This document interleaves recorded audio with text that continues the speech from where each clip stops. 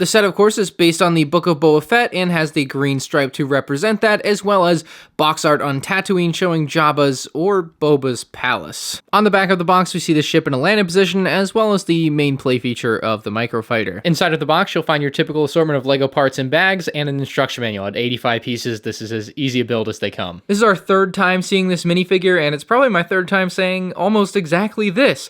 This minifigure from the neck down is fantastic. It's got a great dark green body armor plate, the waist printing is awesome, and the leg printing is phenomenal. Great amount of detail for the arm prints, just absolutely lovely for a minifigure, especially in a Microfighter. This is an excellent level of detail for a Microfighter level minifigure. However, this figure falls apart with the helmet.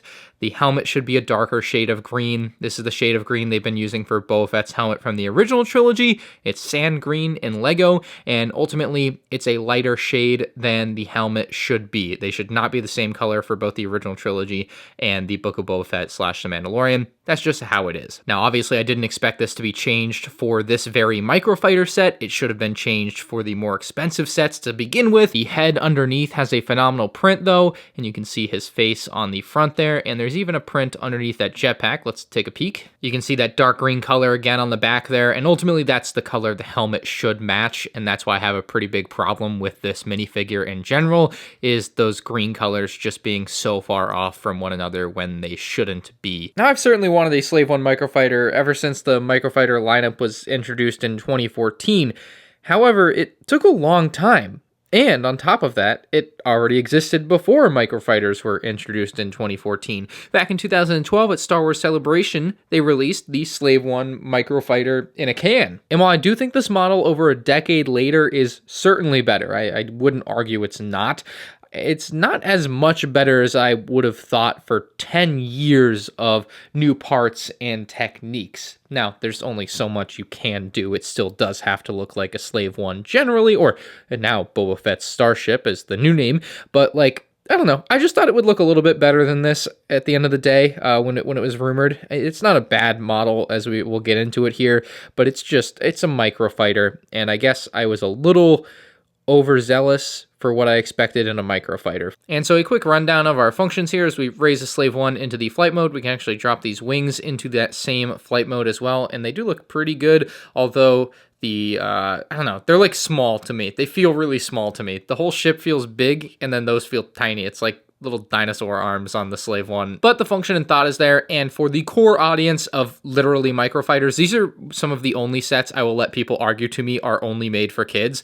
because a lot of other LEGO Star Wars sets certainly are made with a lot of adult purchases incoming and in mind. But anyway, the other feature that was kind of a surprise to me is to see flickfire missiles somewhat making a comeback in 2023. Hadn't really seen these in a while, and I thought it was a bit of an odd use. I thought stud shooters were certainly going to be stapled onto the side of this thing, but that's not what happened. They went with the flickfire missiles, and I actually think it was the right choice. It gives the front of the Slave One here the right look for its blasters, more or less, and you can either push them, which never really works, or when you actually flick it, if you don't like hit the Slave One, that's kind of part of the problem with the flicking, it'll actually fire off really, really well. That went all the way across my room there. And you definitely don't want to lose those missiles, because if you do, you now have a Slave One that looks like this.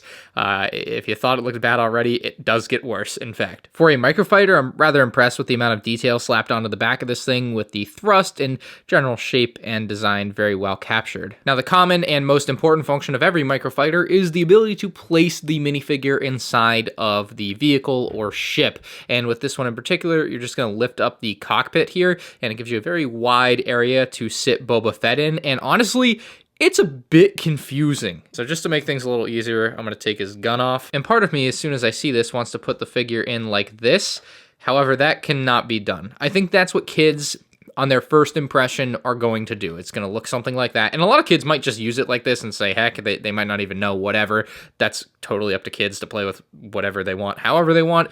But in reality, how you're going to want to put this figure in so that it actually fits in properly, the jetpack obviously being a big reason for the design as deep as it is in there, you're going to plop him in like so, and now he fits inside the Slave One like literally perfectly. It's actually kind of crazy looking to me how perfectly his helmet fits in there, but you close that right up, and now you have Boba Fett inside of his Slave One, and it's not too bad of a look. Obviously, it's not going to rotate, and you can't change the figure orientation. That's kind of the way you're stuck with it, but for a microfighter, I think that is very, very acceptable and end up looking really, really nice when you're flying it through the sky. Not that the minifigure was completely unaffordable before, but bringing Boba Fett to a $10 set is certainly the cheapest you'll be able to get this Book of Boba Fett minifigure if it's something you're into and haven't picked up already. At the end of the day, for $10 for a microfighter for kids, it's a great pickup for a birthday gift or for your little cousin or brother or whatever. Like, it's always a tried and true gift for a young Lego Star Wars fan. Just for older collectors, this one's probably a stay away. You can get this Boba Fett in better sets. I'm going to give this a 7 out of 10 because I like the model. However, the minifig falls short of my expectations for Lego Star Wars in 2023. If you want to pick this up, please do so using the affiliate links in the description below, and you can check out more 2023 reviews on the end screen now.